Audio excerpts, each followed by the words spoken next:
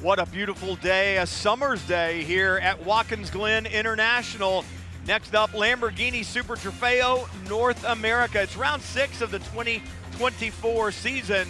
Race 2 on the weekend here, and the fans are going to see a good one, that is for sure. And this racetrack, one that it's on your bucket list if you own Nomex and a helmet. It's a racetrack that has such a storied past, from racing on the streets in the village of Watkins Glen to the permanent facility here. 3.4 miles, 11 turns, a lot of elevation change here. The back straight into the inner loop, the outer loop, the chute, the boot, the toe of the boot, the heel of the boot, all great names, all great corners. Diving down into turn 1, a downhill braking zone, you can get a pass done there and hopefully stay in front all the way to the inner loop or the bus stop, whatever you'd like to call it.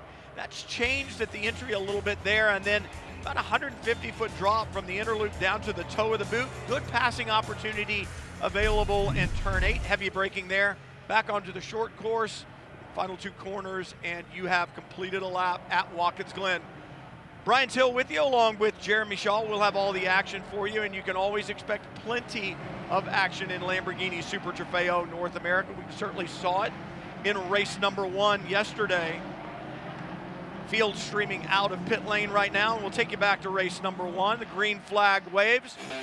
Field heads down into turn 1, and a great jump by the pole sitter, the number 1 from ANSA, or from Wayne Taylor Racing, I should say. Good run down into turn 1. Gianno Torino outside and aboard the 88. It didn't take long for the action to start. Patrick Liddy, a little aggressive, lost a position or 2 at the start, tries to make him back up, gets into the 77 of Jake Walker and Scott Huffaker and Walker with problems. Then the restart, Gianno Torino in that bright 88, trying to charge to the front, can't quite get past the number 1 of Danny Permal. And then a problem for the number 4, Kiko Porter from ANSA Motorsports, championship leader, with a problem. And we'd see more problems for that team throughout the day. And speaking of problems, Tom Capizzi finds the wall at the exit of turn 9. That's going to damage his number 46 Lamborghini. And then a problem for David Cardenas. That brings out the full course caution. I said a bad day for ANSA. Well, the 7 part of the ANSA Motorsports stable as well. Checkered flag falls under full course caution. But look at these 3 cars side by side. There was a penalty on the number 14 for a short pit stop, and the other drivers trying to make their way up to take advantage of that and be close enough to improve their position. Race control did not look smiling on any of that, Jeremy Shaw. 5 grid spot penalty for each of the cars, the 21, the 66, and the 14. You've got to stay in single file order, and you can't play games behind the safety car. Yeah, there was some changing of positions there. Initially, there was a provisional result put out that had the number 14 car back in the lead, winning that class, but that was rescinded again overnight, and instead of being the other 3 cars being penalised, that moved ahead because of the time differential caused by the short pit stop for number 14, they'd be given a 5 grid stop penalty instead. So I'm still scratching my head. I'm a little bit confused because it's been a busy day with all else that's going on here, but it was an exciting race. The champion finished under yellow, but there was some really good racing yesterday. Oh, it's an awesome race coming to the close there before we went to that full course caution, like you said. Just a great drive by Ryan Norman aboard the number 1 and the 88. Just spectacular battles, and it was one of those deals where you didn't know who was going to make it, and full course caution, I think, allowed Ryan Norman to finally catch his breath when we ended under full course caution. So different lineup today, 2 qualifyings for the 2 different races. And race number 2 today, the clock will start when they go across the start line. Officials here just making sure that these teams have a chance to get these Hankook tires up to temperature and pressure before we go green here. So a little schmozzle there coming into turn 11, Jeremy. Yeah, you generally don't find much grip on the grass there, but no harm, no foul. He's able to continue. I think that was, I'm not sure who that was actually. It might have been Bryson Morris in the number 30 car, I'm not sure, but there were problems. You talked about problems yesterday for the Answer Motorsports team. The championship leaders, Nico Gimin and Kiko Porto, they had an electrical problem which put them to the back of the field. Also, that problem at the end, the crash for number 7, Alex Lima, it was driving the car at that stage. He was actually taken to the hospital last night, but happy to say he's been released from the hospital this morning. He's feeling sore, got a bit of a headache last night, but he's on his way back home to Miami, so that's good news. The bad news, of course, that car, number 7 car, will not be seen today. That was the car that was qualified and raced so well in the first half by young Andrew Cadenas from Colombia, so he will not be starting today's race. So we have 36 cars on the grid. We haven't got time to go down through the whole lot, so let's just have a look at the pole sitters in each of the classes. We have 4 categories of driver here. We've got pros, pro-ams, AMs, and then LB Cup for the least experienced drivers. Total of 36 cars. In LB Cup, Nick Grote, who scored his first class win yesterday, he today will start from the pole for the second time this season. That's car number 57 for One Motorsports out of Nevada. He will start in the 23rd position. Best of the AM contenders, a really good run yesterday by Anthony Bullock, who's also for One Motorsports. He will start 10th overall in car number 12, the best of the AM contenders. Best of Pro-Am qualifier was Jerome Bleckermolen for Flying Lizard Motorsports in car number 54.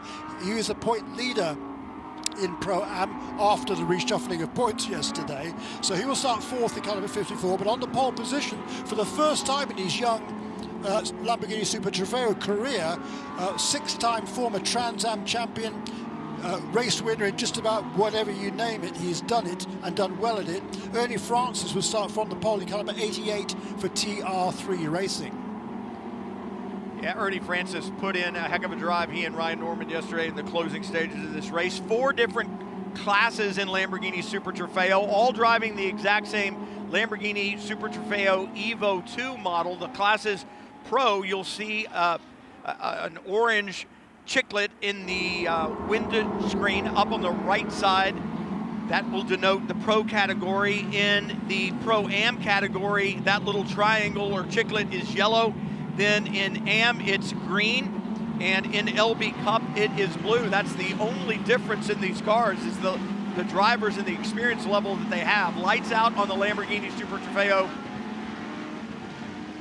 safety car as they lead through turn 10, and the field getting ready to go. Ernie Francis on the pole, the bright orange number 88, ready to go alongside Nico Gimin. They had that problem yesterday. He and his teammate lead the championship. Kiko Porter, they need to get back on the horse, get back to the top step, and they'll see if they can do it today. Those mechanical gremlins hopefully have been taken care of. Field lining up, checking up as they come to green. Oh, and there's a jump out to the outside. Remember, you must stay in column formation until crossing the line. So we'll see if some penalties aren't going to get handed out here with this start. Down into turn 1, Ernie Francis with the lead. Now the field getting sorted out as they head up through the climbing S's. Yeah, and Kiko Porto, Nico Gimin starts today in the Answer Motorsports car number 4. He maintains second position ahead of the defending champion car. That's number 1 with Ryan Norman at the helm. Ryan Norman, of course, won yesterday. That was his and Danny Formal's first win of the season. Yeah, it's kind of surprising that it was the first win of the season. When you look at it, there were only 3 drivers who had race wins last year, and both Danny Formal and his co-driver Ryan Norman were 2 of those 3, and yet they were winless on the season. So they finally have gotten that taken care of, got that monkey off their back, and that will help close down the championship a little bit. Meanwhile, Ernie Francis, in a half lap, Jeremy, has checked out in a problem, a big crash. This is going to bring out a full course caution. It is the number 48, and that, I believe, is in the laces of the boot, Michael Staub. Yeah, that's unfortunate for Michael. He came into this weekend as a points leader in LB Cup. He won both races in that category, as Ophir Levy has some damage as well to his number 13 car. So maybe some contact between those two, both running in LB Cup. Michael Staub, I say, double winner at WeatherTech Raceway Laguna Seca last time out, but he lost the championship lead yesterday to Nick Grote, but quite a bit of damage, unfortunately, to that number 48 car for Precision Performance Motorsports. Oops. Oh, ouch. That's a big accident. That was odd. Car slowing down, coming into the corner, and you see the left front of the 13 gets into the right rear of the 48, so Levy looks like perhaps just misjudged the speed differential coming into that corner. I'm not so sure it wasn't the 48 car that was going a lot faster than the number 13, Brian, to be honest. That was a really kind of strange looking incident between those two, because they seem to be going completely different velocities when they should have been slowing down for that corner. So see that one again. Safety workers there to check on Stubb and make sure that he's okay. Let's take another look, Jeremy. It's just it unfolds so quickly. We don't have a long shot of it. Yeah, look, the number 48 car seems to me to be going a lot faster down into that corner. Maybe he had some sort of problem with the brakes. This again, you can see the relative speed of the cars coming into the picture. Yeah, the number 48 car definitely goes, kind of makes contact with the number 13 as he's going past on the inside line. That car didn't look like it was slowing down like it should have been doing. Yeah, interesting. But then there was a whole pack of cars behind him, so maybe he kind of got tangled up with somebody else as well, even before they came into camera shot there. But I think he's. I think Michael is out of the car at least, isn't he? Yeah, somewhat gingerly. Somewhat gingerly. It was a big hit, a very big hit. And good to see him out of the car, talking to the AMR medical staff, the safety team there, and they're going to put him in the medical vehicle and take him into the infield medical center and check him out, while Ophir Levy tries to limp back in his number 13 Lamborghini to the pit lane. Not much point, to be honest. There's a lot of damage to that car. All he's going to do is make the damage even worse. So park it, Ophir, get out of the car, let somebody tow that back for you. So the start is under review, and I believe Ophir Levy is going to pull this off. This might be at the heel of the boot, and there's a cut there. So here's the start. Everything up front, at least in the first 5 or 6 rows, look really good. But on the long shot, as you look down, you can see people jumping in the back. Down into turn 1, just really good racing down here. Everybody doing a good job making sure they get through that first corner. But it was in the back that I think the officials are going to have that review. So also understand the 48 is stopped on course. 48 car was the car that crashed, Stopped, But that's one of the problems with having so many cars here. There's an awful lot to review for race control. It's a nice problem to have with 36 cars starting this race. It's been just incredible how the Lamborghini Super Trofeo has grown in recent seasons. It's now a real destination for young drivers to come into. There's a lot of older drivers here, or people just kind of starting out just here to have some fun, but there's also some serious young professionals who are trying to make a career out of this sport, and that is what has really grown by leaps and bounds in the last 2 or 3 seasons. Oh, absolutely. As you say, it's a place where young drivers come to make their mark. You look no further than the front row, and Ernie Francis and Nico Jamin side by side, 2 young guns trying to make their mark and show the rest of the IMSA paddock the race car drivers that they are, and that perhaps they are the future for some of these teams that are down there. So yeah, it's become a destination. Now the crew going to work down there in the laces of the boot, that impact that Staub had has pulled the banding off of the tire walls. Crews will have to get the tires back in place, the banding back on it, and that's probably going to take a couple of laps, as they also need to get the 48 up onto the flatbed. Ophir Levy now has indeed pulled that stricken Lamborghini off there at what we call the heel of the boot, turn 8. And I know that the safety workers will get with Ophir as well and try to get him back to the medical. Anytime you make contact on the racetrack, they will take you to medical to do the mandatory checkup and make sure that you're okay. And it's always good to see the safety teams arrive so quickly and work so professionally to take care of the competitors. Well, it really is, and the AMR safety team and the IMSA crews here are just so impressive, so professional, and yeah, it's it's a blessing to have all of those guys and girls involved to the extent they are, because they make sure that if there's a bad situation out there, they make it as good as it can possibly be. Lamborghini Super Trofeo, a 50-minute race, and there is a mandatory pit stop, and the pit window opens with 30 minutes to go in the race and closes with 20 minutes to go in the race, so you can just divide it in half and then take 5 minutes on either side of it to see where that window is. You need to get in there and get your pit stop done. There are both 2 driver teams and 1 driver teams in the 4 different classes, and the 2 driver teams have to spend 120 seconds on pit lane. The 1 driver format is 123 seconds. The extra 3 seconds is because of the knowledge that the single driver has of his car and the racing conditions that exist on the racetrack. So you have a little bit of a penalty there if you're a 1 driver format, but it's not one that you can't necessarily overcome. But expect that pit window, like I said, 20 minutes into the race, and it'll close 30 minutes into the race.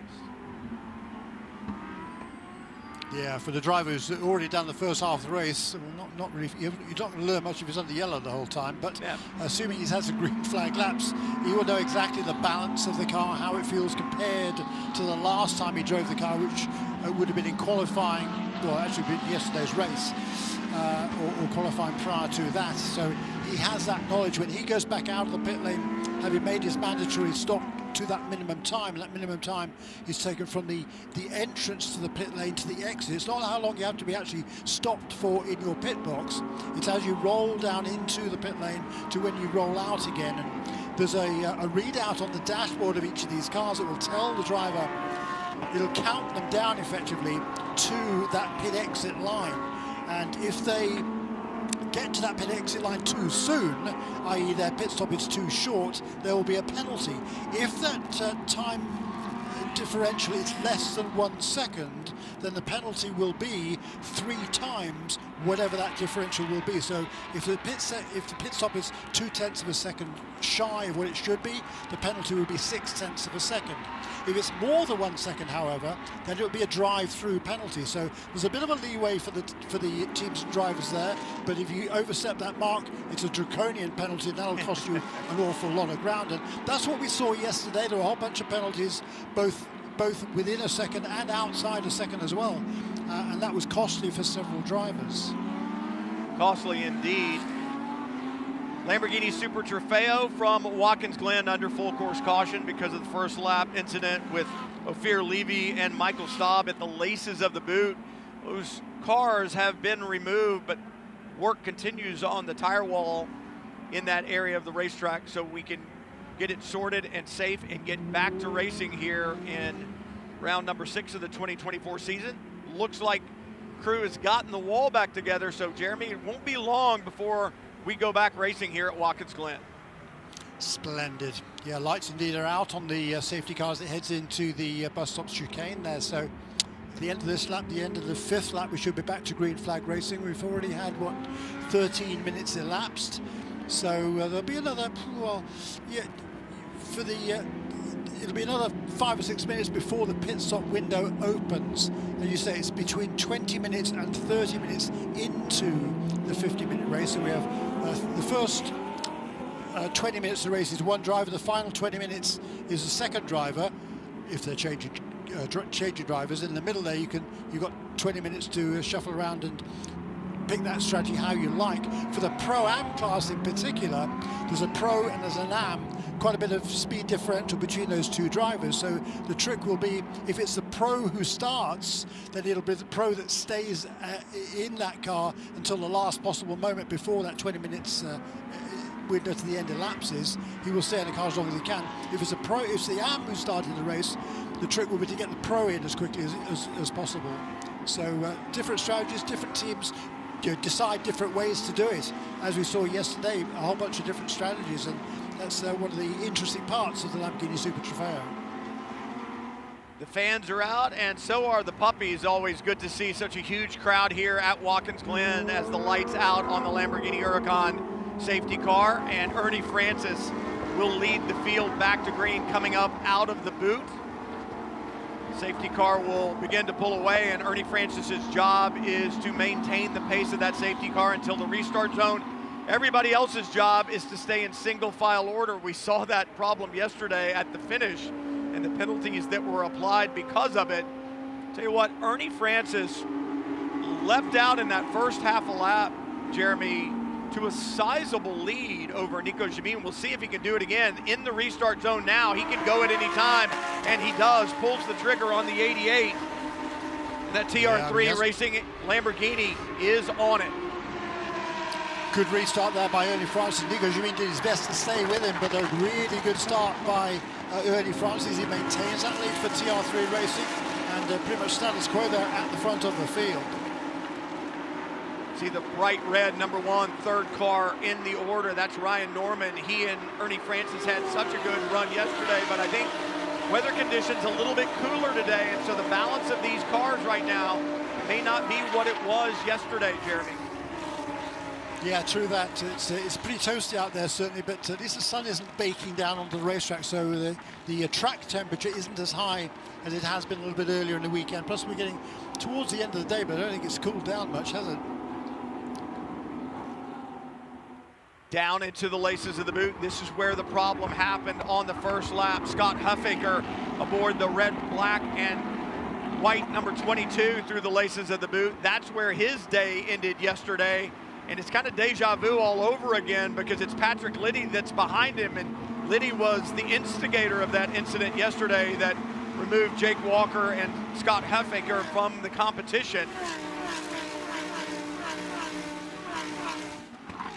Hankook tires coming up to temperature and pressure.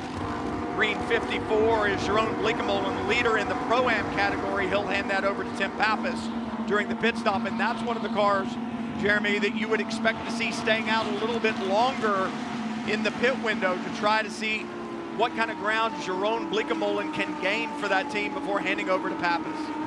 That's exactly right. And Fly Lizard Motorsports holds first and second in the Pro-Am Drivers' Championship coming into this weekend and today's race. The sister car, the number 14 of Slade Stewart and Andy Lee, that initially had the victory yesterday but ended up in 4th position with the penalty for the short pit stop. They have chosen the opposite way to go. So Slade Stewart has started that number 14 car. He's some way down the pack, but Andy Lee will finish. And yesterday it was the other way around. If you have two drivers, one driver starts one race and the other driver starts the other race. So this way around, it's Jeroen Bleekemolen. He's in that 4th position right now and holding on ahead of Scott Huffaker and Patrick Liddy, who are both in the Pro class. Second of the Pro-Am category cars is Nick Persing in car number 8 in 7th place. So Jeroen Bleekemolen leading right now in the Pro-Am category, and you talk about the level of drivers in Lamborghini Super Trofeo. Tim Pappas and Jeroen have driven together for years, but Bleekemolen, so much experience, 2-time Porsche Super Cup champion, Le Mans 24-hour LMP2 winner, Sebring winner, Petit Le Mans winner. He's done it all, and again, it shows the caliber of driver that is attracted to this series and that runs in it right now. Bleekemolen leading in the Pro-Am category, then looking for the number 12 car in the order. That would be Anthony Bullock leading in Am, and Nick Grote, new championship leader in LB Cup, leading today in round number 6 here from Watkins Glen in the LB Cup category. Yeah, and I'm in the 20th position for Nick Grote. Another good run for him and his teammate, as you say, Anthony Bullock. He's lost a couple of positions from the start, but still leading in the AM class in 12th position overall. Not far ahead of Ashton Harrison, Kevin Madsen right behind him, and Dominic Starkweather, the new championship leader, there in 4th place in the AM category altogether, those top 4 cars. Did have movement in the championships in both AM and LB Cup yesterday because of the performance of drivers. There's the 14, the bright pink number 14, trying to move up from that grid position penalty. Slade Stewart behind the wheel right now. We talked about that finish and the officials not smiling on that. So we had those 3 cars with the grid position penalties for today's race for failure to maintain the safety car speed and single file in race number 1. Slade Stewart trying to work his way towards the front before he hands it over to Andy Lee. Oh, that was close. Yeah, tremendous racing here. There's that kind of, well, the pink car, that's Andy Lee. Can't miss that one. Just ahead of him is Nick Grote, who is leading the LB Cup category in 20th position overall. Mark Brummond is behind the pair of them. And just ahead of Nick Grote, I think, is the AM class car of Rob Walker. So it's got 3 different classes of car here, and all battling for the same piece of racetrack.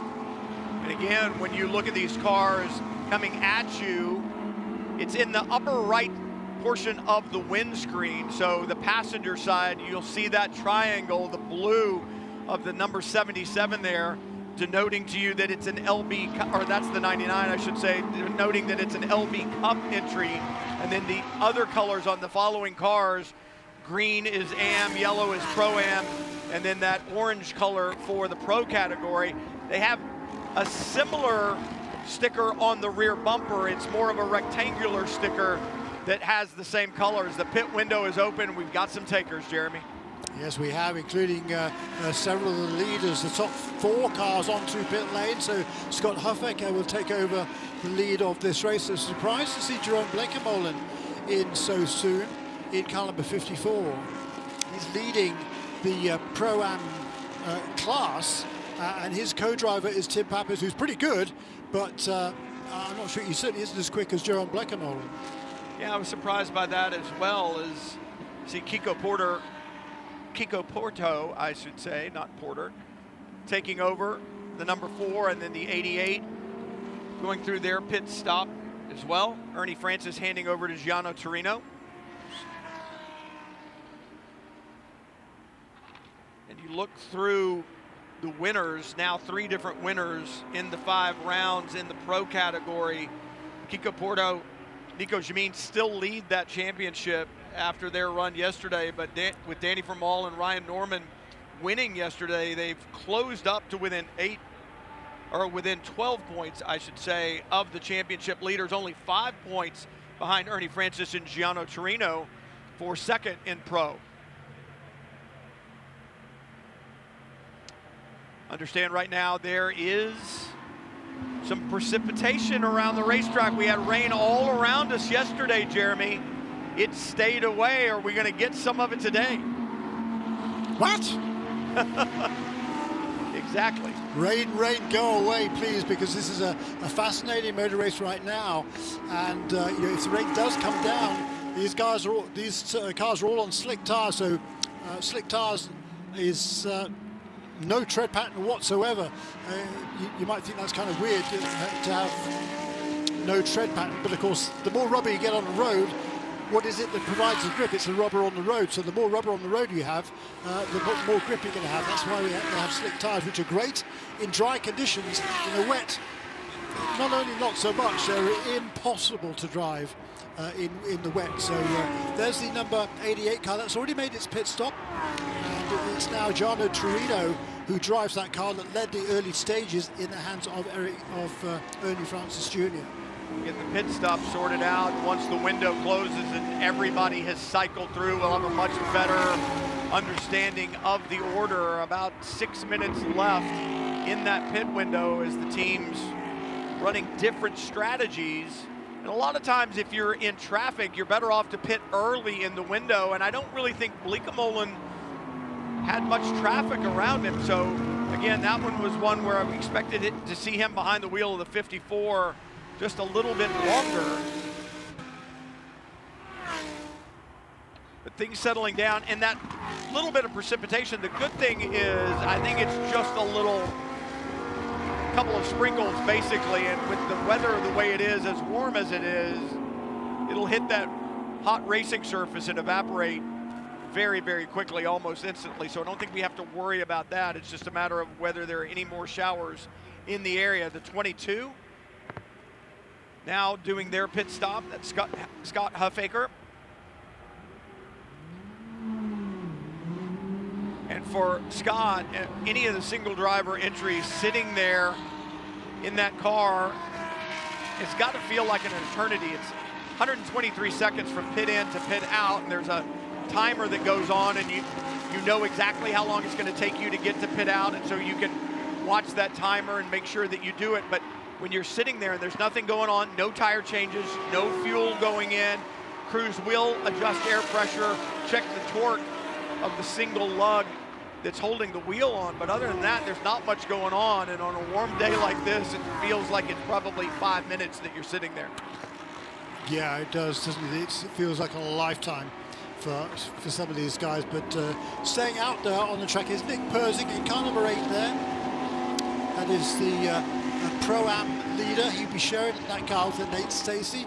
Had some problems yesterday, but they've been fast. They've won the Pro-Am class on, well, 4 occasions for Nick Persing, 5 for Nate Stacey with different co-drivers over the last couple or 3 years. So they've been a contender off on a regular basis and running out front of this race now, yet to make their pit stop. And right behind him is Joel Miller, also running in the Pro-Am class at number 66.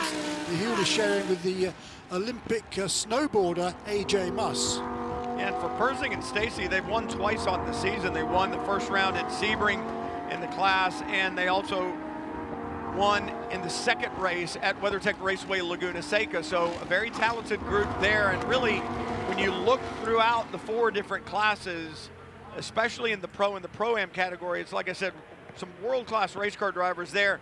And then in AM and LB Cup, drivers that with less experience that are trying to get that level, but the competition is intense across all 4 classes. As the 57 entry sitting there waiting to go, that's Nick Grote. And as I said, we had changes in championships yesterday. Nick Grote took over the championship lead in the LB Cup category with his win here yesterday, on pole in his class today. So Nick Grote has a love affair with Watkins Glen. At least he does right now, because things really going his way this weekend here at the Glen. So Joel Miller takes over the lead of this race as Nick Persing pits with the window just about still open. Yeah, just about enough time for him to complete one more lap. And number 88 car is the first of those cars that has already made his pit stop. He's a lap down to the overall leader at the moment, but when the overall leader Joel Miller comes into the pits in car number 66 for the 47 Motorsport team, then the number 88 car, John Otorino, will take over the lead. He had a lead as he came across the line last time, about 4 seconds, a little bit over 4 seconds, over the number 1 car of Danny Formal, 2-time and defending series champion. You got an idea there of the lead that Gianno Torino has aboard the 88. The car just in front of the bright red number 1 is not for position. We talked about that a moment ago. That's Joel Miller. But it's one of those deals where Formal trying to get by, he wants to go hunt down the 88 of Gianno Torino. That's the battle that's going to be for the overall lead once all the pit stops are done. It's certainly the battle for the lead in row. So Danny Formal knows how to get the job done. And I think I was reading yesterday, Jeremy, tell me if I'm correct, that for Danny Formal, he now has record wins in Lamborghini Super Trofeo. So say that again. Yeah, 18 wins, yeah, for Danny Formal, making 19 now. He breaks the tie that he had previously with Carl Marcelli, just 2 behind the all-time record of Richard Antonucci. So Danny Formal, he's been an absolute megastar in these cars over the last several years. 2 consecutive championships alongside Carl Marcelli, and driving this year with Ryan Norman. His first win yesterday. Big problem. It's the 77. We saw problems yesterday for that that's car. The Pro-Am leader. Yeah. And is that the 54? I think so. And trying to see where that is. It looks like the exit of the bus. No, it's the exit of turn 1. On our camera shot, it was pretty tight, and it was trying to figure out by the scenery where it was. Let's take a look and see if we can see what happened.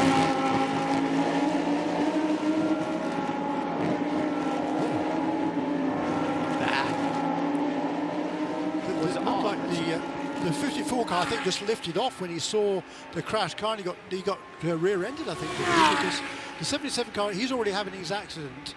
Yep. He stopped, unfortunately, in the middle of the road, and then the yellow flags are out, and the 54 car lifts off, and the car behind him does not. And who was that? Contact? Was that Kiko Porto? I think it was Kiko Porto in car number 4. Yeah, so Tim Pappas aboard the 54. I couldn't tell if there was contact from the rear when he slowed down or just lifting off caused it. I think there was contact. And Brian, I will tell you that the 77 looked somewhat odd, although the car looked square here. Here's a look again. No. Oh, you're right. I beg your pardon. I beg your pardon. Yeah, he just lost it. Sorry, Kiko. That's the third incident. Now, this is the one that's kind of odd.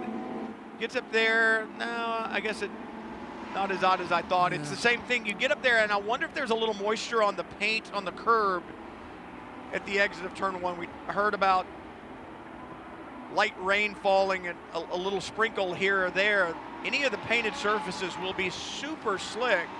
We've seen issues there before this weekend with several other cars, and I wonder if that's what got both the 77 and the 54. Yeah, it could be. I think that was number 77 car. It showed us as Jake Walker, but oh yeah, okay, it was Keon Tander that started the race. Okay, fine. So Jake Walker had just taken over on that car, but he'd done, that was his third lap, so he was fully up to speed, but he completely got that car sideways and eventually lost it. As I remember Richard Petty saying many years ago, he kind of got a bit behind on his steering. The car was going one way, then the other. He was correcting it, overcorrecting it, and finally he lost it. And unfortunately, some contact there. It looks like he might have got away with it, which is fairly amazing. Left front's down. Yeah, oh yeah, is it? Yeah, the left front is down, and I'm not sure that the steering is square, but the left front is definitely down. Okay, but really unfortunate for Tim Pappas in car number 54. And my apologies to Kiko Porto. There was no contact clearly between those two cars, and Porto running in the what will be I think the 4th position. And that may be the culprit right there, Jeremy. Just a couple of little wispy clouds and just a slight bit of moisture on that painted curb, and that may be the problem for both the 77 and the 54. I mean, nobody looked like they were out of control when they came through the corner. They just got up on that curbing, and all of a sudden the car let loose. For Tim Pappas, I think it was just maybe a slight breathe off the throttle to respect the yellow flag and the car that was in the racetrack in front of him, and the car just came around. I think you're absolutely right, Brian.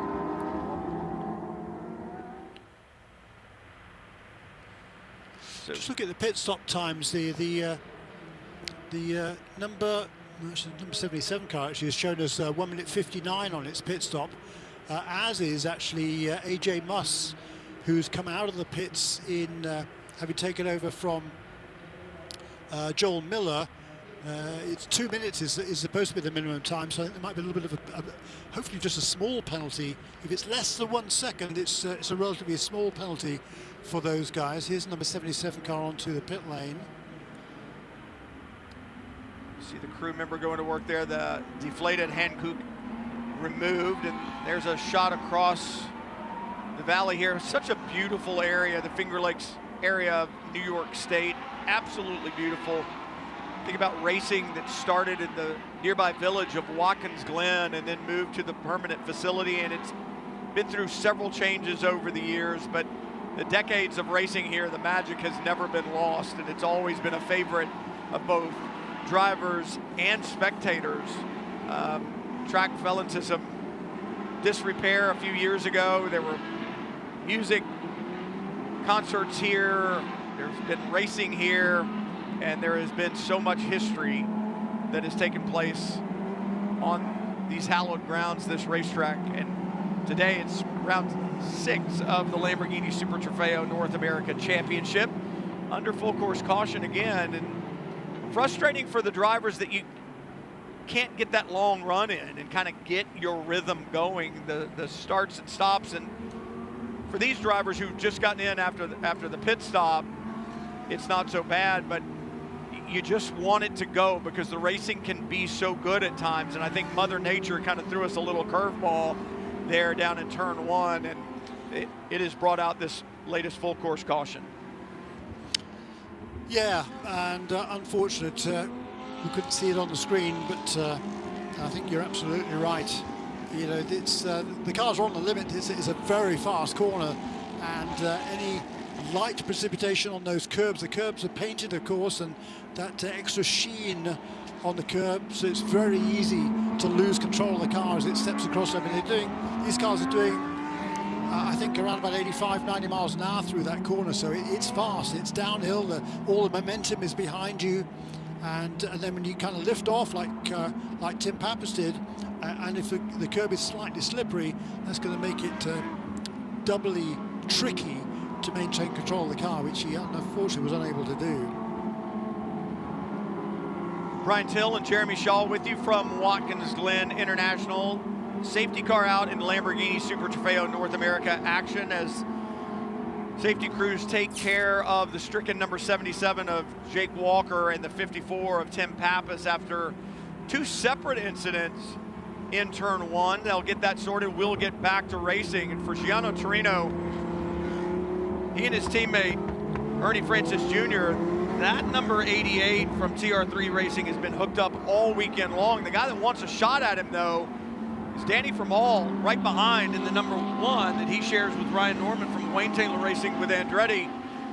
What this full course caution has done, Jeremy, is bring Danny Vermael to the rear wing of the 88 of Gianno Torino. And for him, he doesn't mind seeing this caution. It's going to give him a shot, and he's going to have 10 minutes or so to try to take advantage. Exactly right. He had about 4 seconds in hand over Vermael, did Gianno Torino before this caution came out. And for Torino and Ernie Francis, that TR3 racing team, they were here testing a little while ago, tried all sorts of different things on these cars.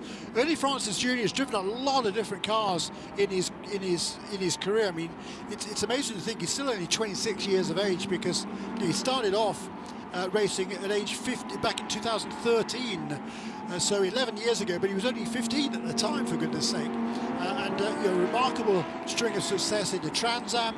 He was a superstar. You might remember in Tony Stewart's SRX Racing short track nighttime series a couple of years ago. Whatever he's done well, and he learned so much during that test. Came here with immense confidence, put that car on the pole position for the first time, and led. Unfortunately, only had 3 laps before he had to come into the pits and hand it over to Gianno Torino, but he did a fabulous job during those 3 laps. And Gianno, who is also a very, very talented young man, he's just 20 years of age, originally from Johannesburg in South Africa, but makes his home now in Palm Beach Gardens, Florida.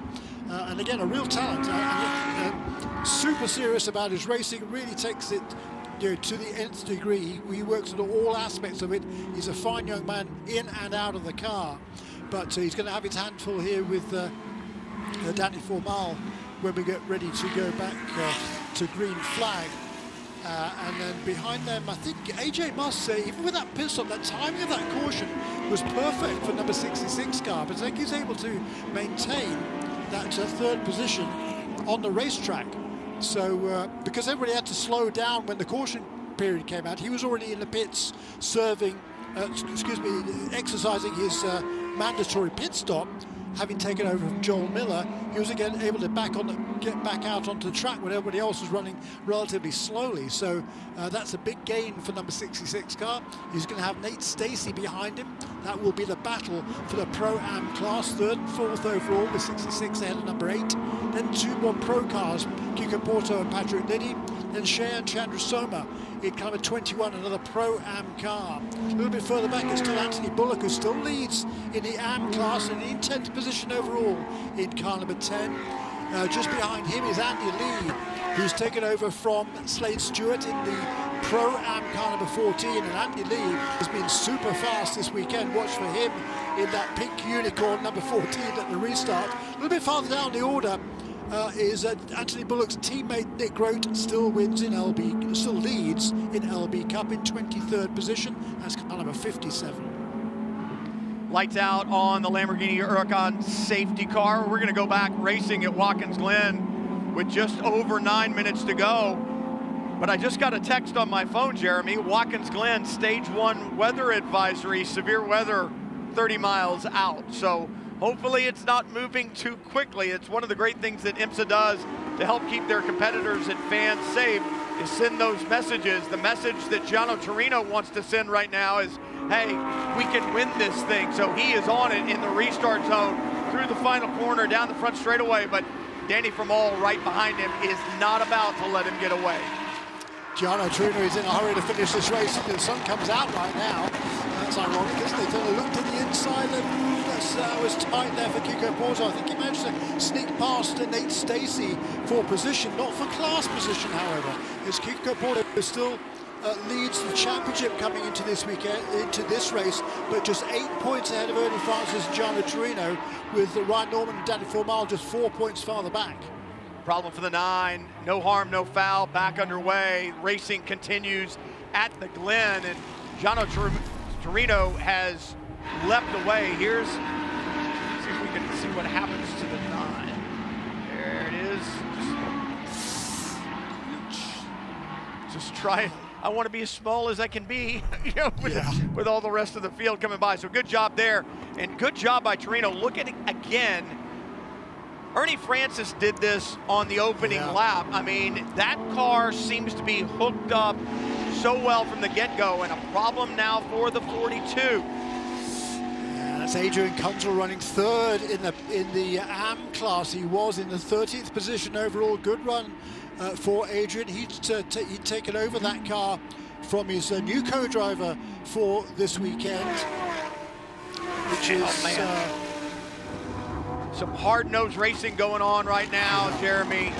I mean, guys pushing and shoving. You see the 98 trying to work his way by. Good runs there, and battling all around this racetrack. That's Sam Shee aboard the 98. In a good battle, I think it was the 28 that he was working with, and now a little touch and run there, and a problem for the 99. One of the things that the race officials said on the way in, and a problem for the 25. They said, guys, there's way too much shenanigans going on the racetrack. Too much blocking, too much contact. And now we see the aggression come out here. Lagartixa, a problem there, trying to get his 25 refired.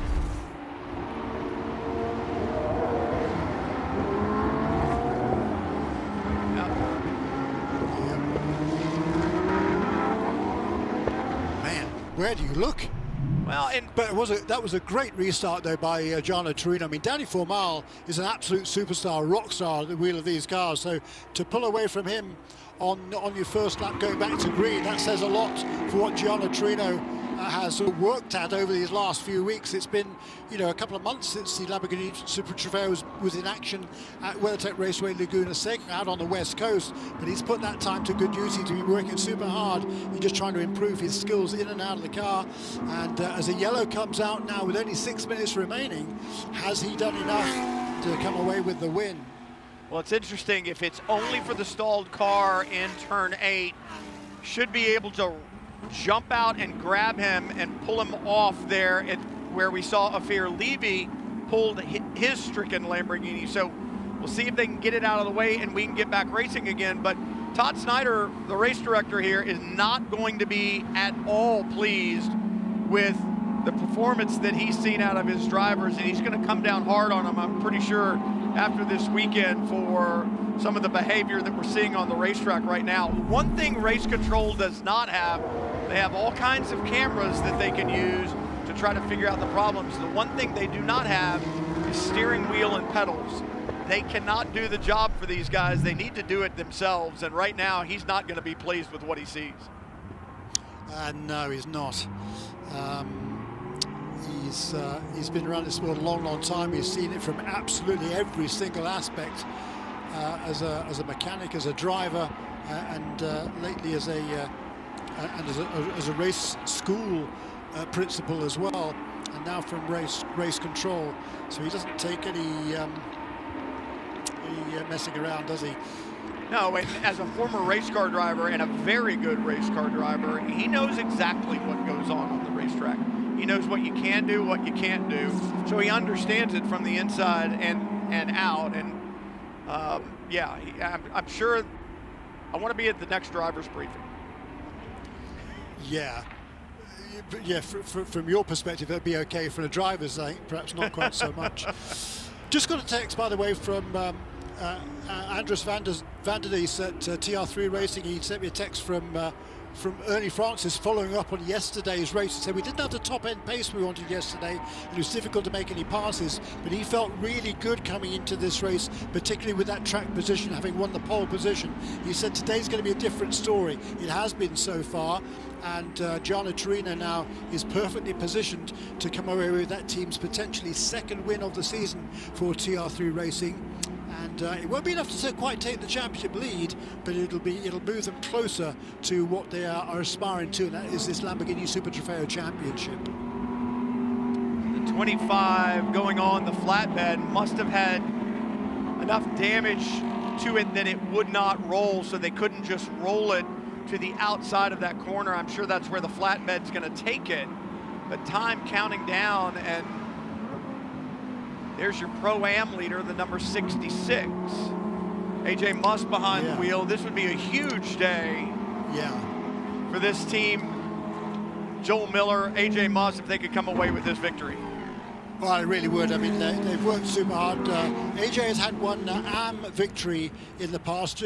Joel, surprisingly, hasn't had a win yet in any of the categories. He's driven in all in pros and pro-ams over the last several years. But this has been a really good performance by AJ. Came out in third position, but maintained that position ahead of the driver for a couple of laps there. Then the pro championship leader, Kiko Porto. So he's done a really good job for himself as AJ Muss, and he's looking potentially at what would be a fine first and well-deserved first Pro-Am win if you can stay where he is. Anthony Bullock leading in the AM category and be his first win in Lamborghini Super Trofeo. Started on the pole for today's race. And, you know, this is going to jumble up points in the championship, too, because we've got first-time winners. We've got people further up in the championship having bad days and losing points. So it's going to be interesting after this weekend to add up the points and see where we stand in the championship as we head next to COTA. And it's always a wild one down south when you head to COTA. There's room to roam there, so to speak, and we always say that that's a racetrack that doesn't have a lot of consequences because there is so much runoff there, unlike Watkins Glen. But again, the drivers are going to have to do their part and step up when we head down south. Yeah, they are, and with less than just over a minute and a half remaining in this race, I think this will be the checkered flag, I think, next time around. Was the white flag shown? White flag is shown. It was shown, was it? Okay, fine. So this will be the final lap then. So there is Nick Grote's car. It's been an excellent performance by Nick. Tremendous weekend. A double win he's looking at in the LB Cup category. Relatively new to racing. But he's quite a character. He's done all sorts of different things. He started an online nightlife hosting and limo service when he was at school in New York. That was a few years ago, I must admit. But he's still, look, he's only 35, but still brand new to racing. He moved to Las Vegas a few years ago. He's got this Safe Life defense that we see on the side of the car. It's basically designed and manufactured body armor, which unfortunately you need quite a lot these days, and not just in even in civilian life, which is rather sad to see. That's a different story altogether. But it's been an excellent performance and a great weekend for One Motorsports all the way around, because not only Nick Grote sweeping the LB Cup, but Tony Bullock also looking at his first AM category win. Well, Jeremy, short pit stop on the number 66.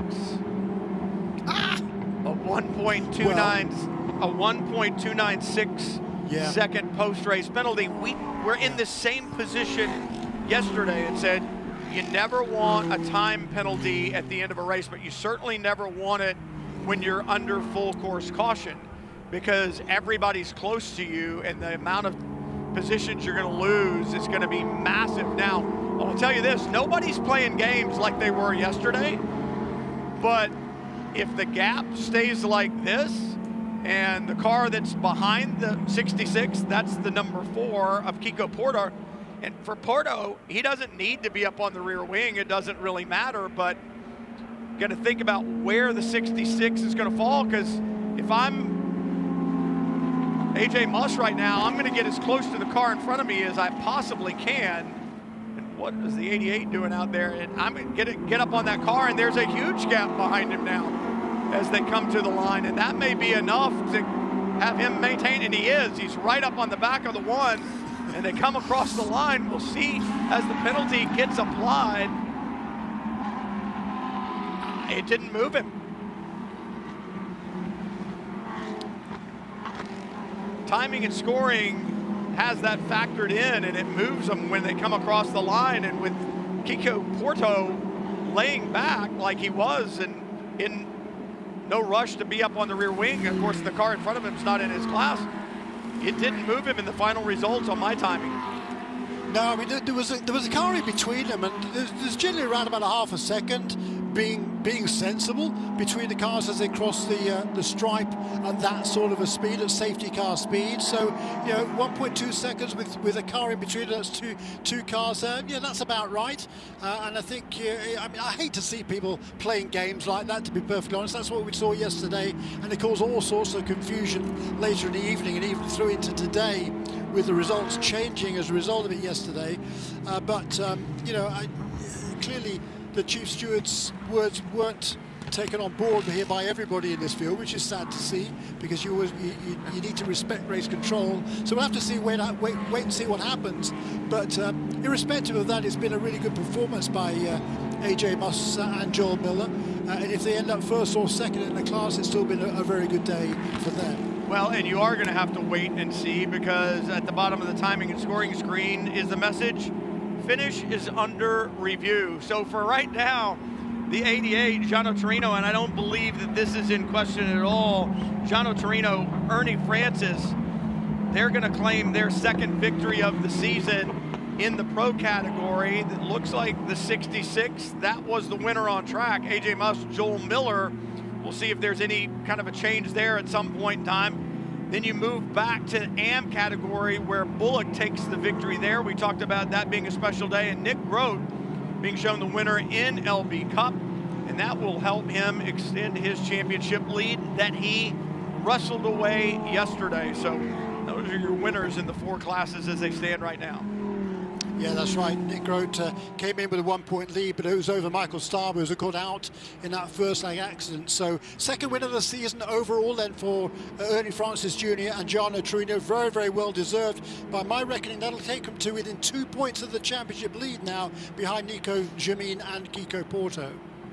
Yeah, good stuff. As you look through the second 10 there, there's Bullock. And we saw problems for several of the competitors there. Nick Grote, we talked about his win in LB Cup, so a good day for him. And when you got 38 cars, you've got a lot of pages of results. The one that is just heartbreaking for me, you look there at the 54 of Pappas and Bleekemolen. After having the good run, it looks like Mother Nature gave them a nasty surprise at turn 1, as Tim Pappas doing the right thing and slowing down for a yellow flag, but moisture on the curb. Looks like they got the best of him. Competitors back into pit lane. Round 6 is in the books, Jeremy.